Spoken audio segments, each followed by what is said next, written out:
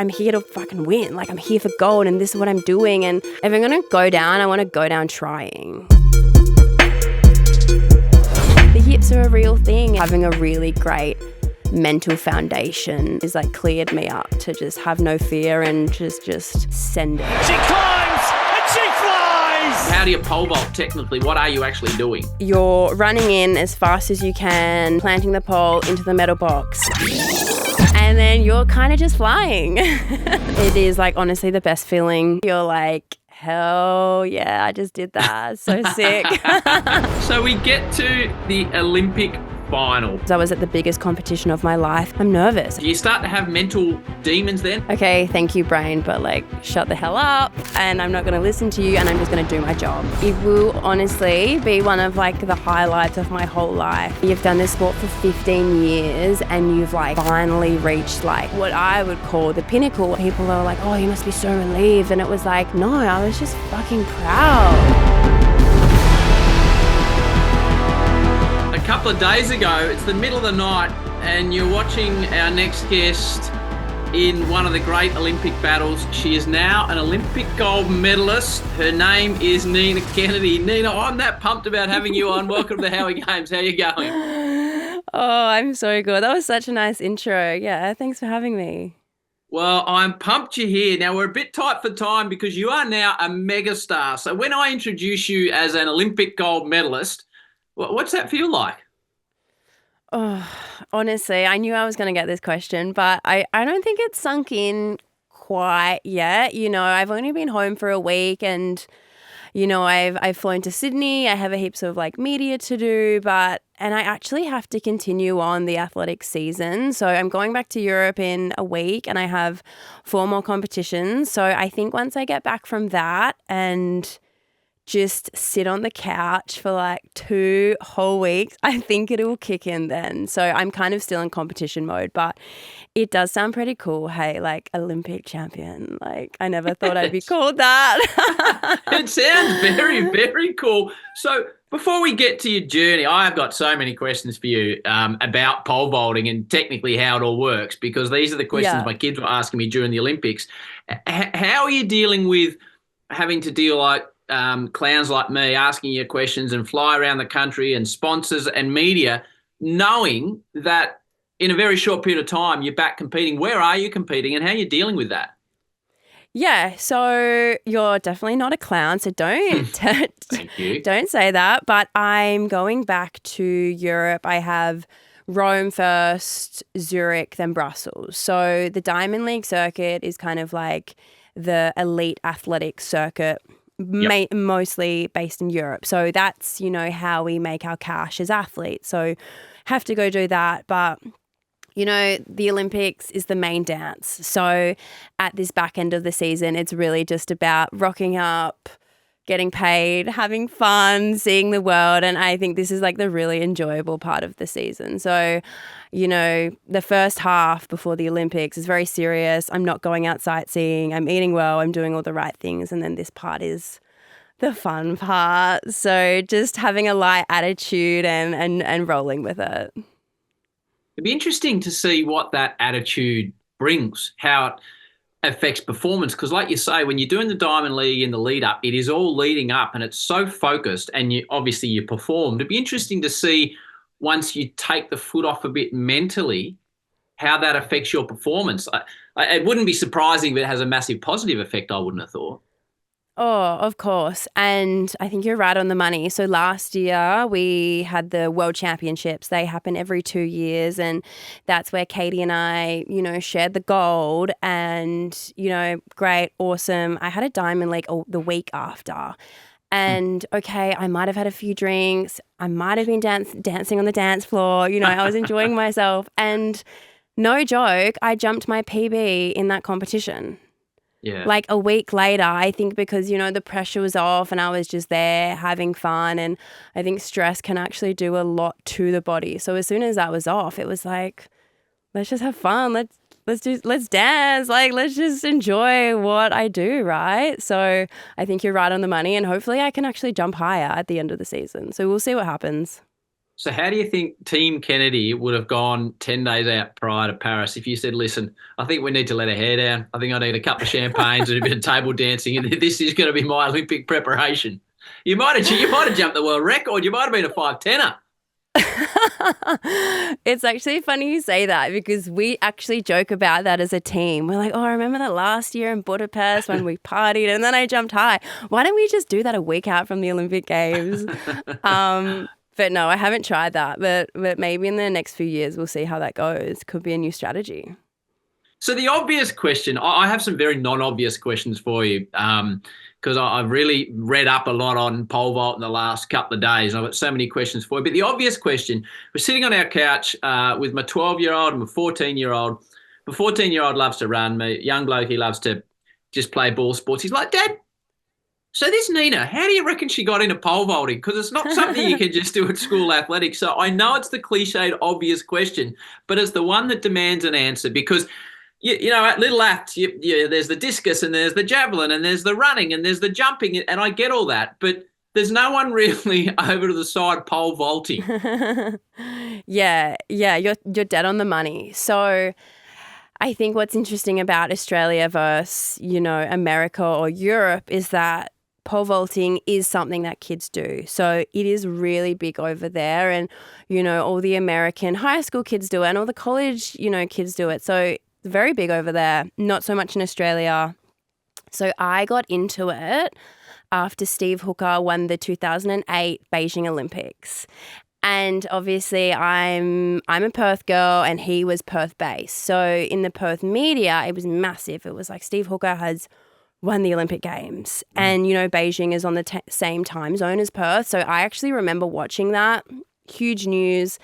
And the year after, I kind of started pole vault. So I was just at my little athletics club, doing all those events you just said, not the pole vault, but Steve Hooker's coach at the time basically went down to the little athletics center and just kind of did some scouting. And, months later, I got a letter in the mail saying, do you want to come try pole vault day? So I went, and basically there were maybe like 30 to 40 kids there, and from those 30 to 40 there were 3 left after a few weeks of trials. And it was a mistake. I really didn't go out seeking I want to pole vault. I just kind of fell into it, and a few years later you're representing WA and you're at the national championships and you're actually kind of going quite well, and one thing leads to another, and you're, representing Australia at a junior age, and you're like, okay, maybe I found my thing. So that's how I got into pole vault. So how's it going to be? Brisbane 2032 might be a touch early. Obviously, I haven't announced the 36 games, but there is going to be an Australian kid doing a podcast X years down the track that you may now actually have to beat in competition at a big event, saying, I got into this because I watched Nina Kennedy in 2024 in Paris. Now that's got to be nice. Oh, it sounds weird when you say that, and it's definitely something I'm still getting used to. But when I'm doing my shopping, in Perth at the supermarket, dads do come up to me or mums do come up to me and they say, oh, like my daughters or like my sons, they like love you. And it's such a weird thing to kind of comprehend. But it is really cool. And I know lots of little athletics kids do look up to me. I do a lot of, I go visit a lot of the little athletics centres around Australia, and there's so much love for the sport, and I wish more people did it because it is such an amazing sport. So we'll start the technical side of the sport as you begin it. How much training do you do as a kid, before you jump over your first height? And what is that first height? And can you remember clearing the first time? Yes, I can remember clearing the first time. Honestly, I say this. Anybody could try pole vault, like anybody. Ooh. Like, you're like, ooh, I don't know. Yeah, like, honestly, I don't know. Anyone could do it, so you start off on the ground. Like you genuinely just hold the pole and you put it in the grass and you kind of just tip over. And then you go to the sand pit And then you eventually go to the mat. And this is all within, one training session. So I remember as a little tacker, that's what I did. I just, all of a sudden, I took a few steps, held onto the pole and swung onto the mat, and the bar's maybe at like 2 meters. So it's nothing. And that's kind of your first pole vault. It's nothing special, but it's like anything. You build up, you step up, and, years later, you're like, okay, now I'm actually pole vaulting, because it is quite a difficult skill. So you definitely don't get it within the first year or even within the first 3 years, right? So I want to, as we have this discussion, I'm going to take you from the top of the runway to jumping over the mat, but we'll intersperse it with your story. But the poles themselves, like, I like to surf, Nina. So I just got back from a trip to Eastern Indo, and every time we went on Lion Air with my family, we had 4 boards in the bag. They're like, open your bag. How many boards you got? 100 US each board. I was like, okay, this is getting expensive. So how much excess baggage do you, how much excess baggage do you hit? And do you, how many poles do you travel with? So I carry maybe 12 poles with me, and it's in a big tube. Think about a big cylinder. They're all jammed in there, 4.5 meters long, 25 kilos. So I'm lugging this thing, around airports, and only certain airlines carry them, and there has to be a bus waiting for you at the other end to pick them up and carry them. So it's a lot of organization, which I'm just like, I don't want to deal with. Somebody else do it. But, you just chuck them on a trolley, you put your other bags on, and you just wheel it around the airport, trying not to hit people along your way. But you get a lot of stares, a lot of questions, and you're like, oh, God,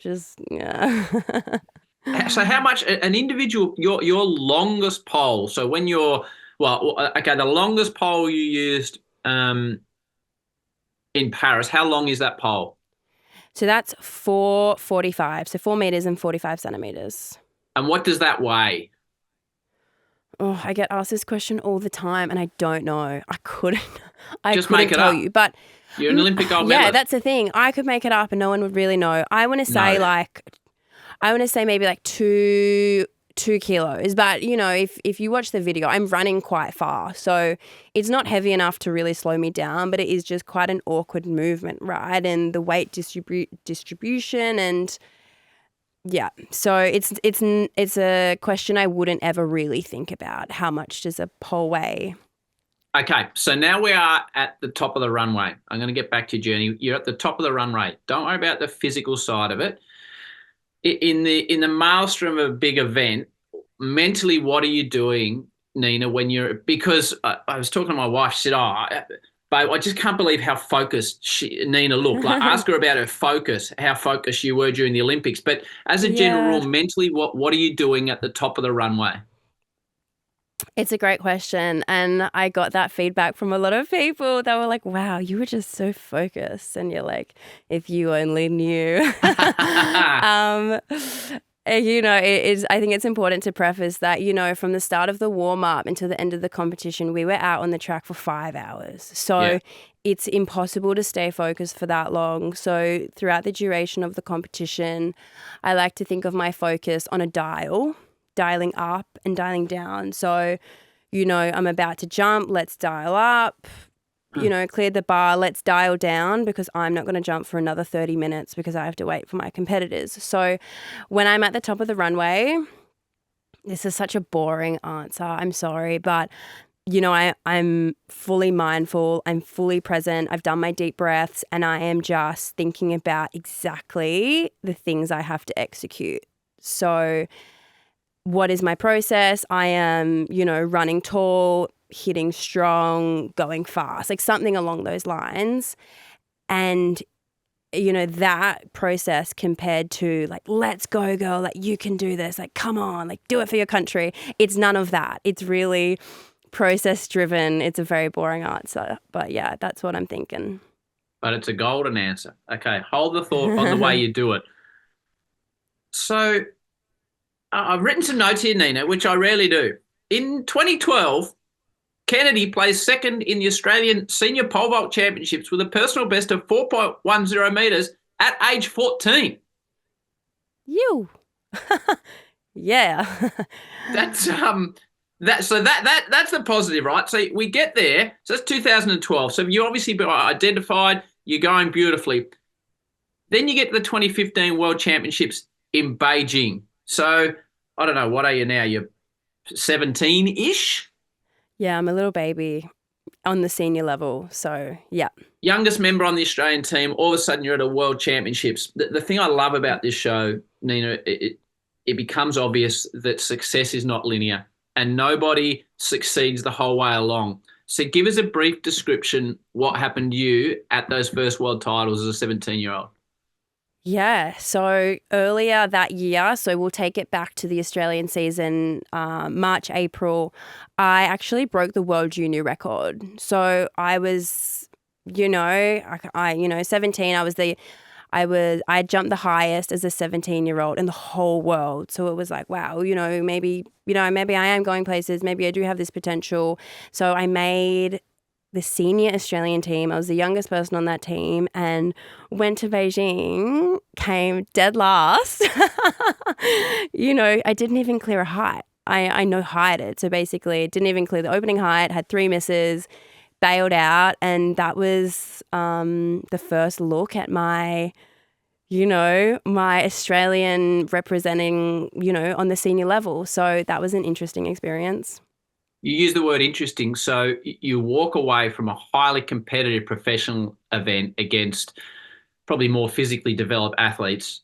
You've gone all the way around the world. There's an expectation on yourself and you haven't actually made one successful jump. How is Nina Kennedy, the 17-year-old, dealing with that?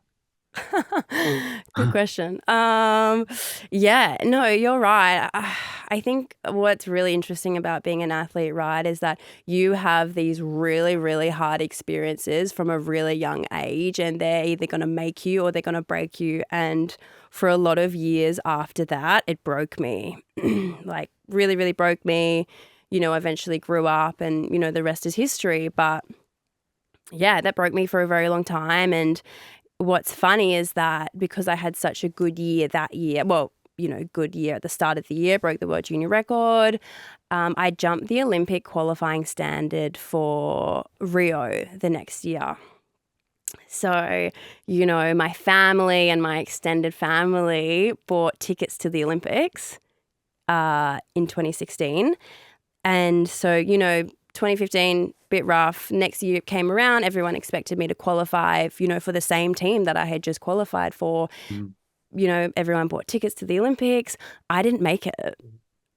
Yeah, like another stab in the heart. Didn't make the Olympics. Everyone went to the Olympics. They had the best time. Bought back so much merchandise. I was like, Mum, really? So the house is filled with this Rio Olympic merchandise, and I hadn't made it. So yeah, it did take me quite a few years to kind of come out of that rut.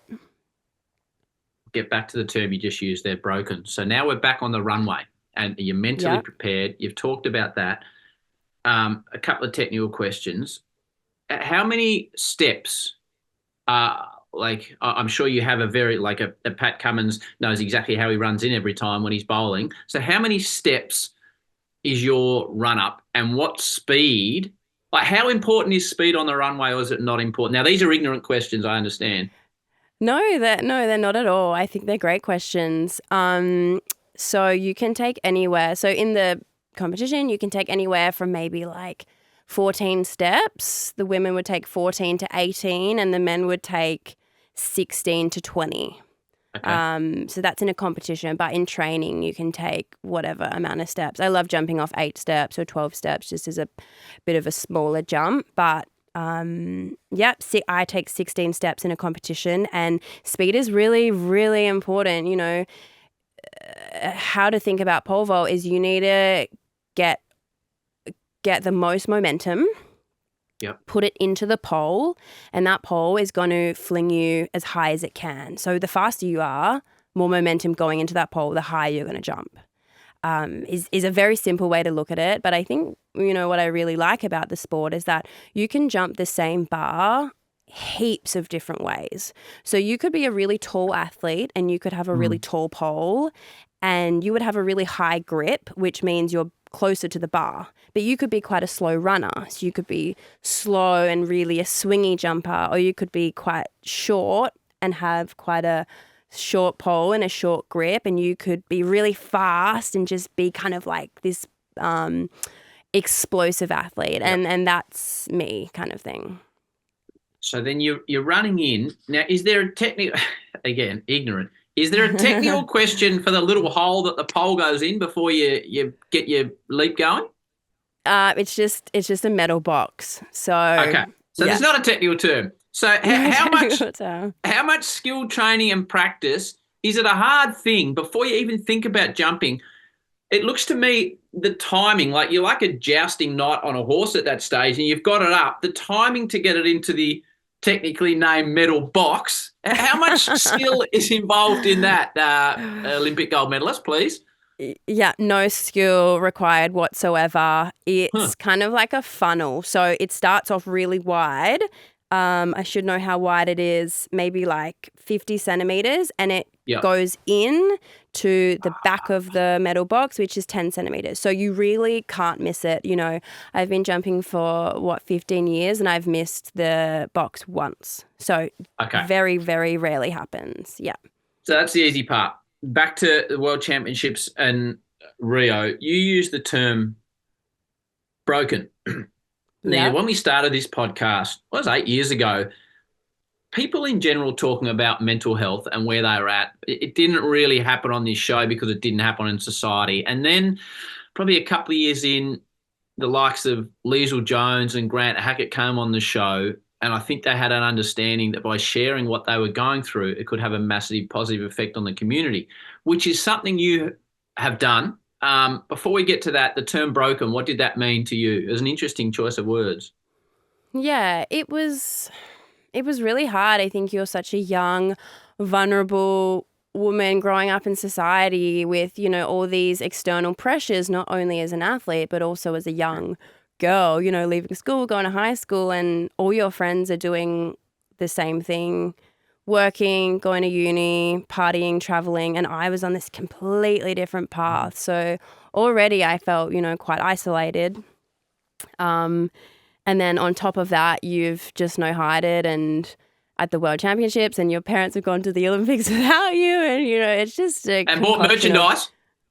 Bought merchandise, rubbed it in my face. I had the best time, good on them.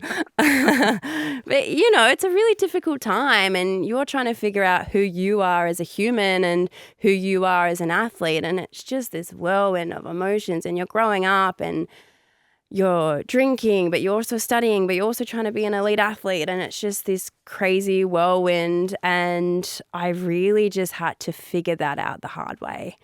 And I don't regret any of that, but it took me a very, very long time. And I think it's paid dividends to where I'm at now. So what was the hard way? What did you have to figure out, and how did you go about figuring it out? Yeah. So, you know, I definitely had, you know, bouts of depression, and, you know, I was very anxious for a lot of the time. And there were times after the major championships where I would take, you know, 2 to 3 months out of the sport because I was so sick of it. I was like, this is so draining and I don't know why, and I'm really unhappy. And, you know, I'd just kind of like leave and think about Nina as the human, Nina the person, and I would pick up the courage and go back the next year and get knocked down again. And that happened for so many years. And I guess and, you know, I don't want to say it was all bad. You know, in 2018, I came third at the Gold Coast Commonwealth Games. So there were definitely a few little highs in that, but it really just took me growing up, developing, maturing, and COVID was probably the best thing to, you know, happen to me. I know it was really tough for a lot of people, but that gave me and the world a break.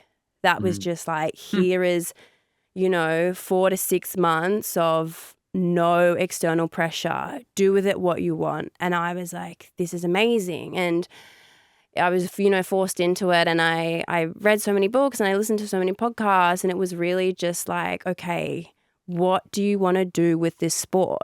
What do you want to do with your life? Like, why are you doing this crazy thing? You know, I'm not making a lot of money. Why am I doing this? Who are you? And I just asked myself all these really, really tough questions and really got to the bottom of it really organically. You know, I would just go on these long, long beach walks and just sit and think to myself, and it sounds so silly, but it was so, so useful. And I think it was as simple as like putting so much energy into Nina, the person, and my values and my life, and really building that great mental foundation to then be able to excel as Nina, the athlete. So that is a very quick rundown of what happened. It took a very long time, but that's a very short, sharp part of it. It's a great answer though. But Nina that could have been at uni or going to the pub or traveling around the world with her friends or living her life as a young woman, what if you had to distill it to one thing that got Nina to say, actually, I want to keep pole vaulting because of this? Like, what kept you there? What was it? And you know, Nina the person did in little parts do those things. You know, I would find parts to go traveling, and I would find, you know, I did uni part-time, and I partied, and I did really want to honor Nina the person. I didn't want to be Nina the athlete 100%, but I think deep down I just had this like gut instinct that like I was meant to go places in this sport, you know, and I think that came with you know, evidence along the way. Like I said, I broke the world junior record at 17, and it was like, okay, I'm the highest vaulter there's ever been at this age. Like, you know, maybe stick at it, maybe see what you can do. And I think that curiosity and that mongrel in me and, you know, all the things that make up my personality, I wanted to see how far I can take it. And I wanted to see if I could master this crazy thing called pole vault. And you can kind of do it in any industry, but really mastering one thing and going after something as hard as you can, you find a lot about yourself. And I'm actually kind of, I don't want to say I'm addicted to that, but damn, it's interesting. And I think the journey that I've been on, it really has brought the best out of me. And I'm so grateful for that. I love this. I love this conversation. The physical training required, again, you know, you watch the sprint documentary and you've got a fair idea what Noah Lyles is doing in training, or you've got a fair idea what the swimmers are doing in training. What's the basis of your training when you're not jumping to be physically prepared? What type of body do you need, and how do you train that body? And I've got to say at this stage, Nina's taking her jacket off and she's got a fair set of guns on her. So obviously strength is a really important part of it. How do you train it?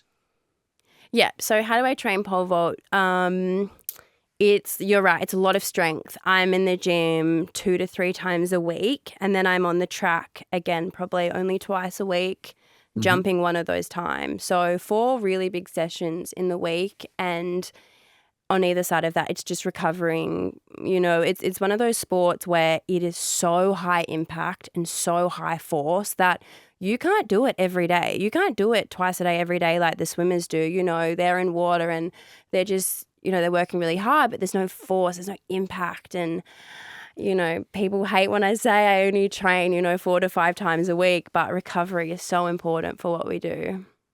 There's a chap coming up on the podcast a couple of weeks after you called Mark Visser, Nina, who is a bloke from rural Victoria who taught himself to surf enormously big waves. And the basis of that conversation is about fear.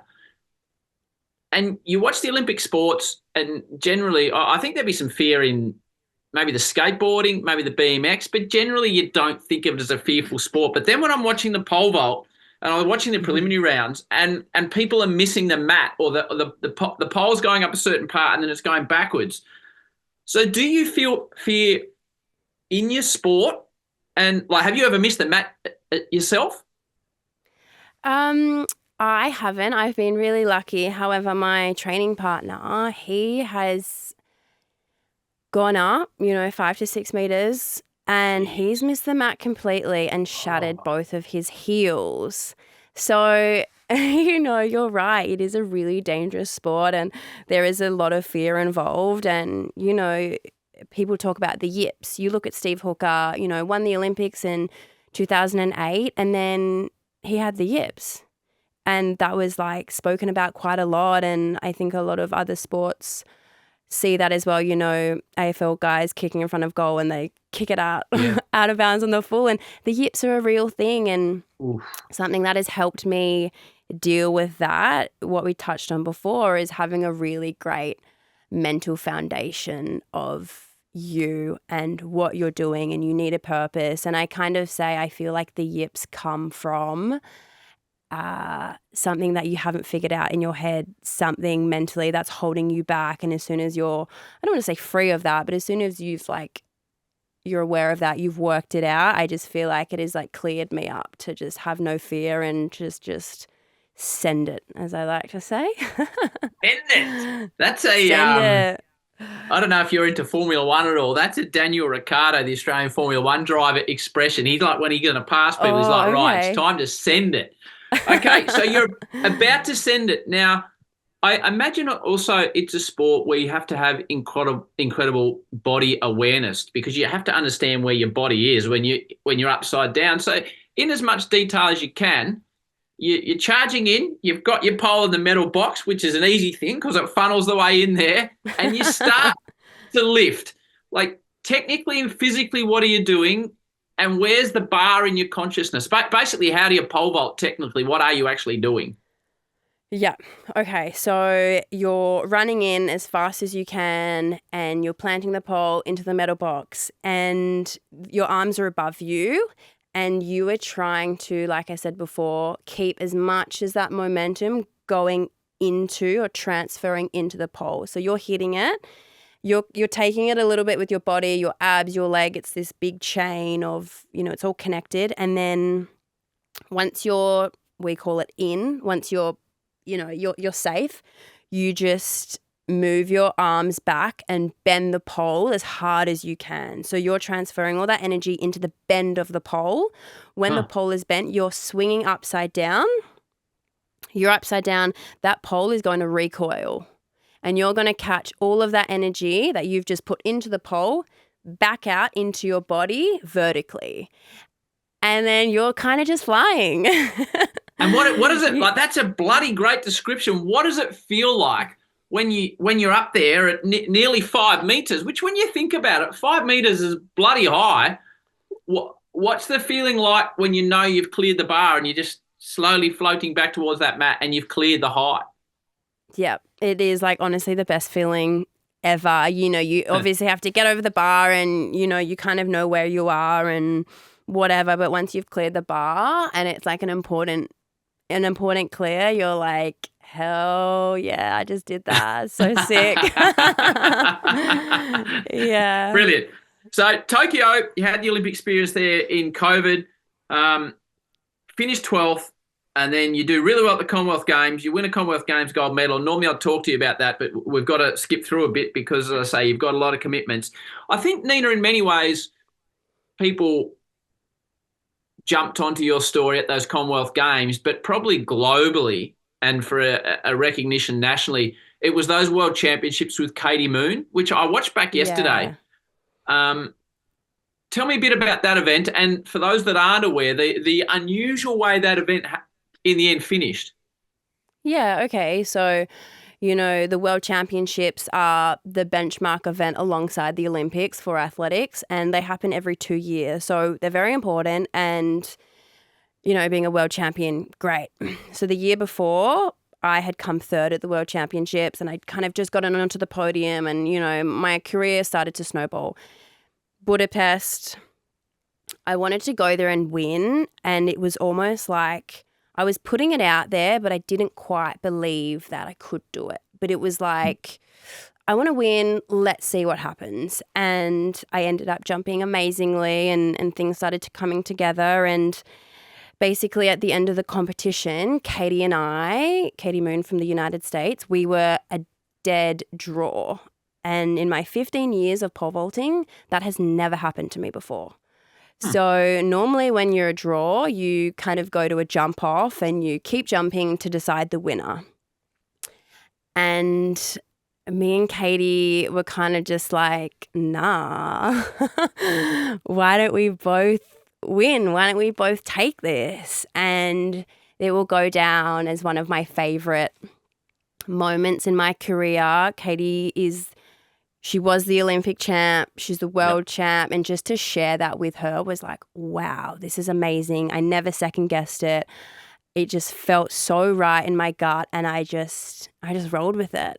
And after those championships, I think the most asked question I got straight after was, well, are you going to share in Paris? Like, are you going to do that again? And it really, got me thinking and almost forced me on this journey to where I am now. So when I saw that, it would have been on the news, not knowing a great deal about your sport, I thought, wow, that's an extraordinary advertisement for fantastic sportsmanship, sportspersonship. Yeah. That these two athletes in the heat of battle have decided they've both given their best and they're going to share it. But then reading about it later, I think that seemed to be the Australian perspective. But then internationally, it wasn't all, hugs and kisses and sportspersonship, was it?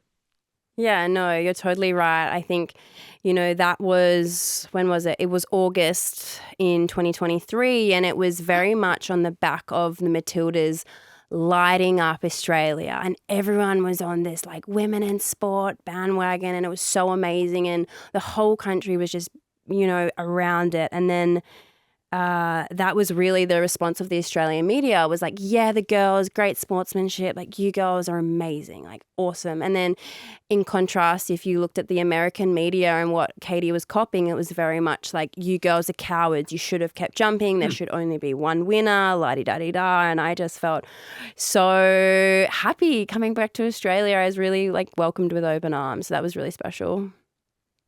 As a result of that, then we every time you watch a boxing event, oh, mate, I'm going to win. I'm going to win. I'm so much better. I'm going to win. So by declaring, I was only thinking about this yesterday, Nina, by declaring then that, no, if this happens at the Olympics, this is not what I'm here for. I'm going for gold, literally, and that's the way I'm rolling here. It's a big statement to make at that point, leading into the Olympics. I presume I don't know what the right adjective is, but it's pretty, it's a courageous way to approach such a big event by saying, no, I'm here and I'm here only to win. Yeah, you're totally right. And you've summed that up really well. It was difficult because it was the most asked question I got. It was like, are you going to share again? And, deep down in my gut, it was like, hell damn, no, I'm not sharing again. But I really felt like I had to almost respect Katie and respect what we just did and, have a politically correct answer and say, context is really important, and which it is. Context is so important, and that was the right thing to do in Budapest. But I kind of just told myself at the start of, 2024 and, when I was preparing for the Olympics, it was like, I think the first thing I wrote in my diary that year was like, let's roll the effing dice. Let's put all my eggs in this basket. Let's go for gold and let's like die trying, because at the end of the Olympics, I just want to look back on my journey and say, damn, I'm so proud of you and I have left no stone unturned. And that was the intention I had. And, and that's just what me and my team were on. We were on this journey. And I guess, the media started asking questions, in the lead up to the Olympics. And it was like, it naturally just came out of me. I was like, I'm here to fucking win. Like, I'm here for gold and this is what I'm doing. And, it wasn't that intentional, but that's what, my team's and my mindset was. It was so strong. And I look back and it was very scary and it was very courageous to kind of just put it all out there. And, I guess I kind of was just like, if I'm going to go down, I want to go down trying. Like, I just want to fucking like dare to dream. And that's what I did. And I just wanted to look back and be proud of myself, and proud of myself for trying, not proud of myself for the result. So the thing I love about this show is being able to bring lessons to people. And like, there's a great lesson in what you said. Now that you've gone all out and you've declared, so you're not leaving any excuses, you're not leaving anything in the tank. Oh, if it didn't work out, it was because of this or that. Like you're you're either going to absolutely succeed or your failure is going to be obvious because everyone will know you haven't met your goals. How do you now view stating your goals, not even publicly, but outright to yourself? So there is nowhere to hide for yourself. Like it's a gutsy approach, but I think if a lot of us took it, I don't know. Is there going to be more positives in our world, do you think, or not? Yeah, you know what? Maybe. And I think just something I kept reminding myself and my team throughout that journey was like, we are 100% accountable. We have known these dates of the Olympic Games for, 3 years now. We have no excuses. Like, you're injured, well, that's your fault because you didn't prepare properly, or, you and your physio didn't work it out. And it was just like, I think what's really interesting about an individual sport is like 100% of the accountability is on me. And that has just forced me to work it out myself and for my team to work it out. And, like there's no excuses. Like I was, I want to die trying and let's just put it out there because why not? And, this is kind of embarrassing to admit, but in the competitions leading up to the Olympics, I had 4 in Europe before the games, and before I would walk out onto the warm-up field and into the stadium, me and my team, we would huddle around in a circle and we would, put our hands in and we'd go 1, 2, 3, OC. And, up on OC, and that kind of meant Olympic champ. And this is just what we were doing. We were all in and yeah, I'm really glad we did that. And I can really look back and say that we left no stone unturned.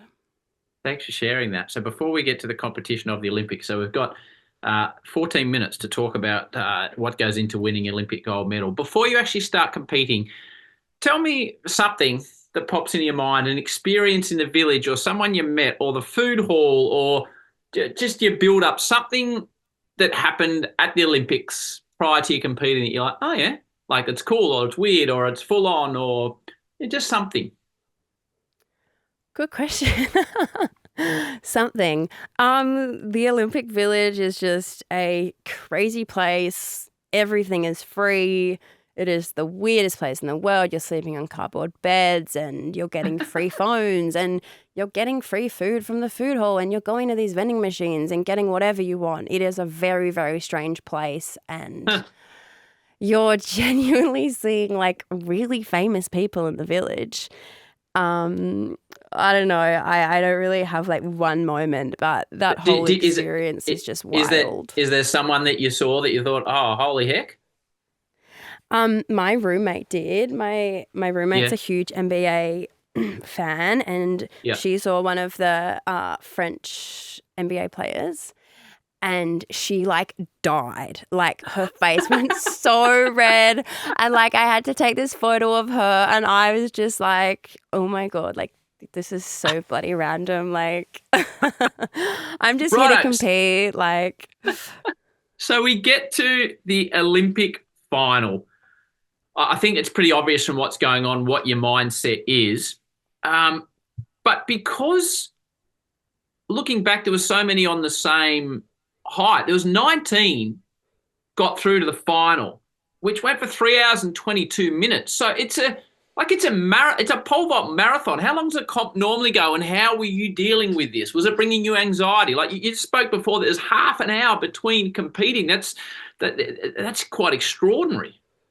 It is. It was a very out of the ordinary final. So just to put into context, if I'm going to a normal athletics meet, a diamond league, for example, there are 8 girls in the final. That you're jumping against 8 people. It's very small. It's very quick.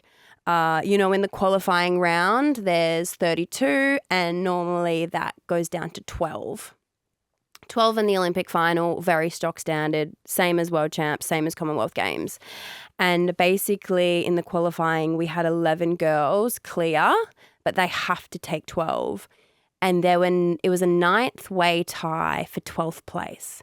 So they just ended up taking everyone. And we were just like, are you serious? Are you going to jump with 19 girls? So basically they had to bring the start time of the pole vault 45 minutes early because there were just so many girls. And, it was very strange because I was at the biggest competition of my life and I'd never dealt with this before. So, the day between the qual and the final, my sports psych and I, we sat down and I was just like, I'm nervous. I've never had to deal with this before. And, in the back of my head, I always knew the person that was going to win was going to be the person that could deal with this interesting and different stress the best because we've never dealt with it before. So I just went on this mission to deal with it the best. And that's what I did. Crowd was phenomenal. That was, I think, the great thing about the Olympics. It didn't matter what sport you were watching. There was massive crowd. And looking back at the highlights, like they were going off. But when the French competitors were, like there was a French competitor in the pole vault, like, talk me through that as far as the crowd and the energy. And was that beyond your experience level? It was totally beyond it. I don't know what it came across on TV, but in the stadium, it was deafening. I'd been to multiple world championships, Com Games, Diamond Leagues, but this was by far the loudest and best crowd I'd ever experienced. I loved every second of it. And when the jumping starts, are you competing? Silly question. Are you competing against the pole and the height, or are you competing against your competitors when it starts? You can skip jumps and things like that. So it really watching it in detail, knowing we're going to have this chat when I look back at it, it seems quite tactical as well. So how much are you competing against the height and how much are you competing against Katie and your other competitors? That is like the most perfect question because it's actually a bit of both. You are really competing against yourself because you have a personal best. And at the end of the day, it's like if you jump your highest, Nina, and if you compete against yourself, you will be in great contention against the rest of the girls. Or you can kind of have this attitude of like, let's just compete against the other girls and go like toe to toe with them. So you definitely take both approaches in, and I knew roughly what I was going to have to jump to win. And the last three jumps, so 480, 485, 490, I knew that they were crucial bars and it was going to be whoever could clear it on their first attempt. It is a very tactical event, like you just said, so girls are missing and countback is really important. So first attempt clearances versus second or third attempt clearances are really, really important. So I knew my job and I just executed it. And you did. You went first jump 480, 485 and 490, but you missed 470, yeah? Yeah. Okay, yeah, so I did. So that's a height that it's not that you can clear it in your sleep, but you can clear that. So when you miss that in an Olympic final, because in the qualifiers, pardon my ignorance, but there was one of your main competitors didn't even make their way through. She was absolutely devastated. What was her name? Her name was Molly Caudry from Great Britain. Right. So it can happen in a hurry. So it gets to an Olympic final and you miss 470, something, I don't know, technically hasn't worked out. I'm not sure what it is. Do you start to have mental demons then, or are you just like, no, I did this wrong. I got this? Oh, it's a bit of both, There's a thing in pole vault where you basically do too good of a jump for the pole you're on, which means you're doing really good things. And it was like a good miss. And that's basically what happened, right? So I was like, okay, go back, get a new pole and let's do it again. But also at the back of your mind, you're in the Olympic final and of course those demons start to come in and it's like, okay, well, what if you miss your second attempt and then you're on your third attempt and then you get so nervous and you hear this chatter and you want to go down it and you want to spiral, but, I've done this for long enough now to recognize those thoughts for what it is and say, okay, thank you, brain, but like shut the hell up and I'm not going to listen to you and I'm just going to do my job. So I really just had to do that in that moment. Right. So here's a question for you. As I say, you go 480, 485 and 490. Katie Moon, who you shared the world championship with, she misses 490, but then she goes up to 495 for her last two attempts. you always hear people like footy players say, oh, I don't want old mate to be injured from the other team because I want to beat the best, right? So you're competing against the best. When you're sitting there watching her third attempt, knowing if she doesn't clear it, you're going to be the Olympic champion, what is as honest you can be going through your mind at that point? Because to me, not knowing anything about it, I'm praying she doesn't. I'm praying she doesn't clear it because I've spent 15 years of my life getting to this point, so I want to win. Yeah. So what's going through your mind? Going through my mind is, it's saying miss that bar. And, Absolutely. we're at a very respectable height where, 495 is her PB. It's such a respectable height where I can kind of wish, I don't want to say wish bad upon people, but it was like, if you miss, I have won this competition outright, and that is amazing. It's kind of like my friends and family were in the stand, and, a lot of them hadn't really seen pole vault live in action before at such a high level. And it was kind of like they were cheering when the other girls would miss. And I'm like, I get it. It's kind of like, how I like to explain it is like you're cheering when somebody double faults in tennis. Like it's rude, but it's part of the game kind of thing.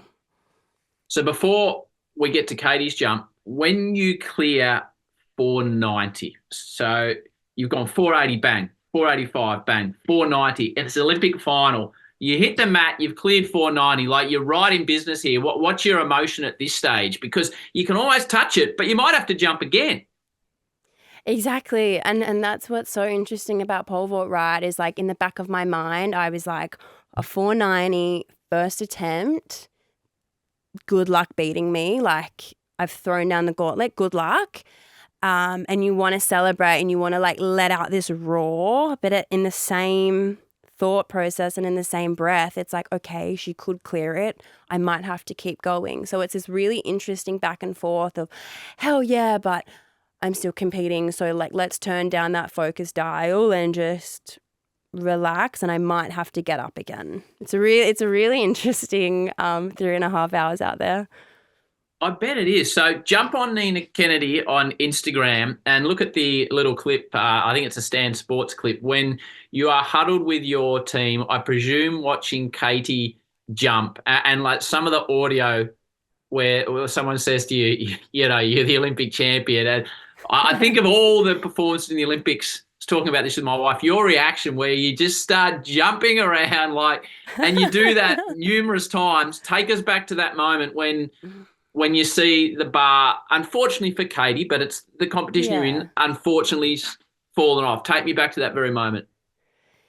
Yeah, it was like, it will honestly be one of like the highlights of my whole life. That final was one of like the best things, the highest highs I've ever experienced. And, it's kind of like, okay, you've done this sport for 15 years and you've like finally reached like what I would call the pinnacle. Like I've won Olympic gold and like I've dreamt so hard and I've worked so hard and we've gone through so much, and it's like, damn, like I just did that. Like how cool is that? Like, girl, I am so proud of you. I'm so proud of us as a team. And it was just like, that's kind of how I felt. It wasn't this sense of relief at all. People are like, oh, you must be so relieved. And it was like, no, I was just fucking proud. Like, I'm so proud of us. Like, we dared to dream big and we did that. And it was just, the happiest moment.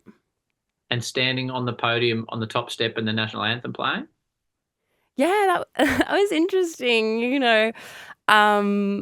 I don't know why, but I always feel really awkward on the podium. Don't ask me why, but you get a little bit teared up, and you just kind of have to remind yourself that, damn, this is a gold medal around my neck, and I've done that. It was pretty cool. And was there dancing on the tables at some point? Of course there was, like I'm a bit of a wild child at heart. Obviously, I do the most dangerous sport there is. So, I definitely have that daredevil fun side of me. I love it. You need to go. So we always finish, and I need to get you back for part 2 because I got so many more questions about pole vaulting for you, but you've been so great with your time. Nina, we always finish this the same way. We have a lot of young and people in life that are thinking about changing careers, etc., that want to achieve success in what they're doing at a young, you've got so much of your life ahead of you, but you've achieved the ultimate in your sport. So for those out there that are listening that are hoping to achieve success in what they are passionate about, what advice would you give them, Nina Kennedy? Great question. I guess it would just be like, don't be afraid to dream big. Like, honestly, it's so scary and it takes so much of you, but just do it. Just see what's out there, dream big, and yeah, you'll find a lot about yourself on the way. And if it happens, then great. But if not, you can say you've died trying. Nina, you're a star. My entire family loved watching you.